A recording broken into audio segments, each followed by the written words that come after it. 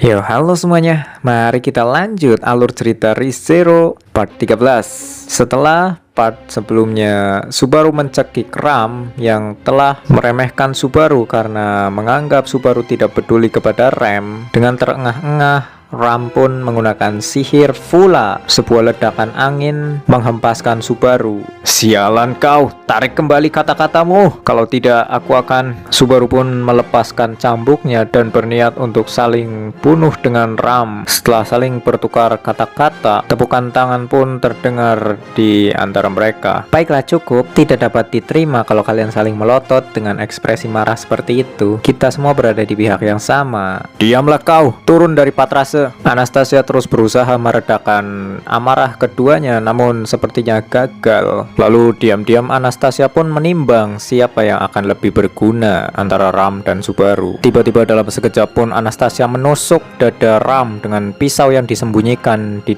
tangannya. Ram pun jatuh ke pasir. Subaru yang melihat kejadian itu pun bingung. Anastasia terus membujuk Subaru untuk melanjutkan perjalanan tanpa Ram. Subaru pun berpura-pura menyetujui ajakan Anastasia, namun karena khawatir akan dibunuh juga, Subaru mengeluarkan tangan tak terlihat untuk mencekik Anastasia. Subaru berniat membunuh Anastasia sebelum dirinya sendiri yang dibunuh. Namun tiba-tiba sihir angin pun melesat dan membelah tubuh Anastasia dari belakang yang sudah dipegangi Subaru. Subaru yang masih memegangi tubuh atas Anastasia pun ketakutan.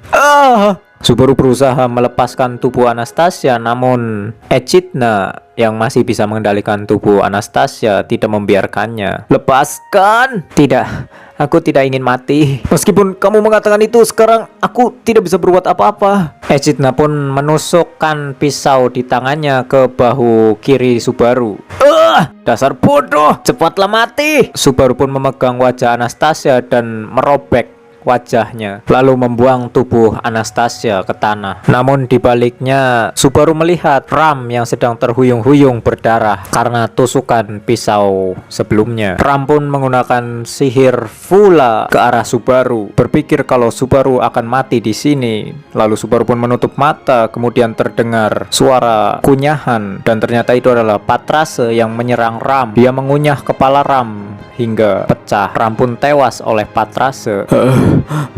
Apakah ini keberuntungan atau kesialan? Patrase, maaf, bisakah aku menaikimu? Patrase pun mendekati Subaru, namun ada yang aneh. Dalam sekejap, Patrase pun menelan kepala Subaru dan membuat tengkoraknya pecah oleh taring-taring Patrase. Subaru pun kembali dari kematian saat dibangunkan oleh Ram. Barusu, kalau kamu tidak bangun, aku akan membakar kelopak matamu.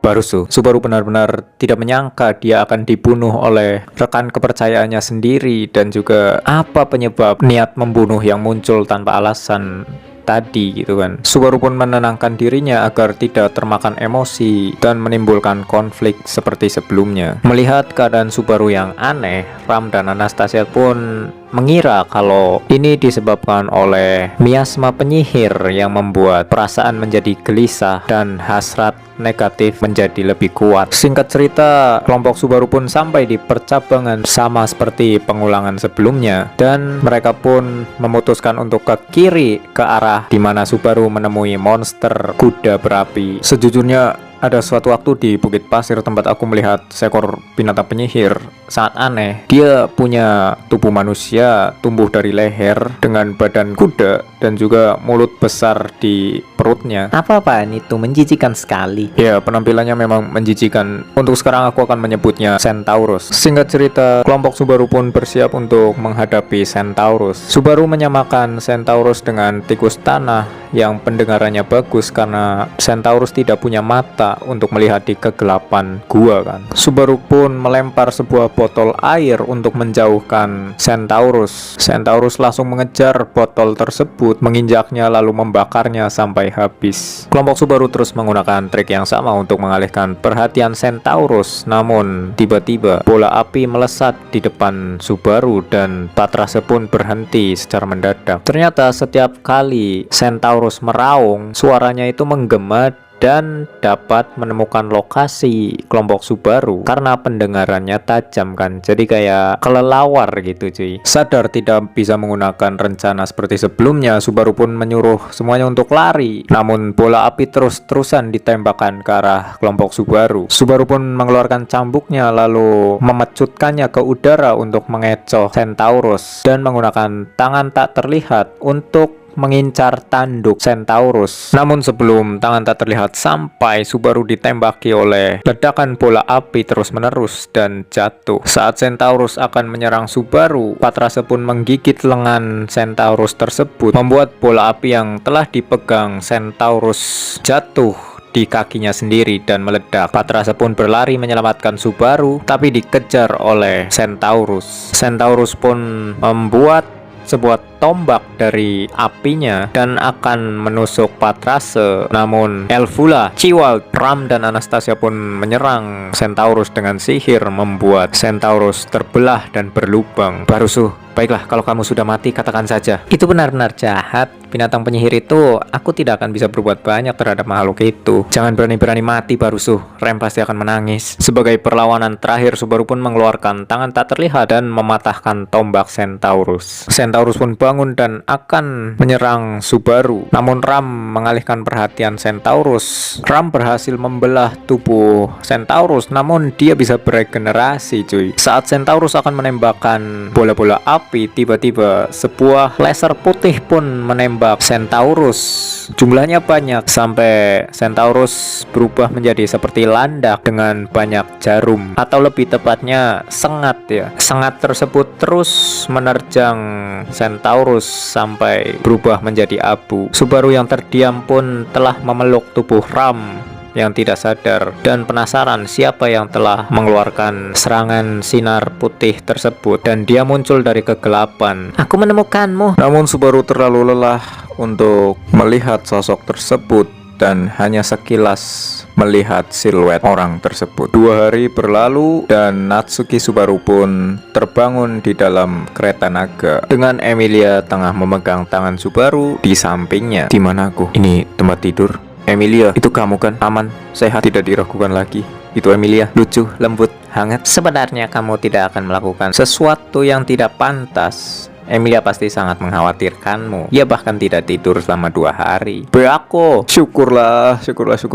Aku benar-benar sangat khawatir. Itu kata-kata Betty sebenarnya. Kami tidak dapat menemukan Subaru atau kakak perempuannya dimanapun. Kami semua ketakutan setengah mati, kurasa. Kami takut kau sudah meninggal, kurasa. Oh iya, apakah semuanya aman? Mereka yang terpisah dariku dan mereka yang bersamaku. Beatrice pun menjelaskan kalau semuanya selamat dan ada sebagian yang sedang menjalani ujian. Hah? Ujian? Kita di mana? Menara pengawas Pleiades. Kurasa tidak seperti mereka yang bersama Subaru. Betty dan yang lain terlempar ke tempat yang berbeda dari taman bunga itu, dan semua orang menjadi pucat saat menyadari bahwa Subaru dan beberapa yang lain terpisah dari kami. Subaru pun keluar dari kereta naga. Tempat ini lantai ke-6 menara Pleiades. Ya, lantai paling bawah kurasa. Oh, Gian, kau selamat ya? Oke, dan sekarang di mana Patrase? Beatrice menjelaskan kalau mereka yang terluka seperti Patrase, Ram, Rem ditempatkan di lantai ke-4 untuk mendapatkan perawatan. Perawatan, Rem?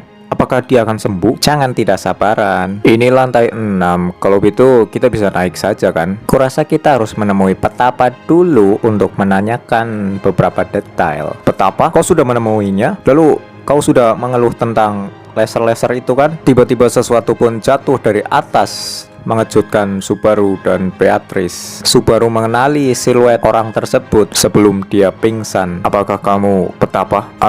Kudengar teman-temanku sedang dirawat. Kau tidak bermaksud bermusuhan atau semacamnya kepada kami kan? Petapa itu terus diam dan mengoceh pelan. Tiba-tiba Petapa pun menerjang dan memeluk Subaru. Master, astaga, sudah lama sekali aku menunggu. Master, aku sangat merindukanmu. Kupikir hidupku hanya akan dihabiskan untuk menembak orang-orang yang mendekat ke sini. Tunggu. Apa yang kau bicarakan? Aku mastermu? Apa maksudmu? Pertama-tama, siapa kamu? Ada apa dengan semua ini? Apa yang kau katakan? Aku Shaula. penjaga menara Pleiades. Aku murid kesayangan Master Shaula. Aku sama sekali tidak mengingatmu. Emilia pun terbangun di dalam kereta naga dan melihat Subaru tidak ada. Emilia pun bergegas keluar. Oh, Emilia Tan. Aduh, Emilia Tan, tendangan apa itu? Aku sungguh tidak yakin, tapi aku sangat kesal saat itu. Emilia pun menendang Subaru karena melihat dia dipeluk oleh Shaula. Oke, kayaknya segini dulu cuy. Kita lanjut part selanjutnya.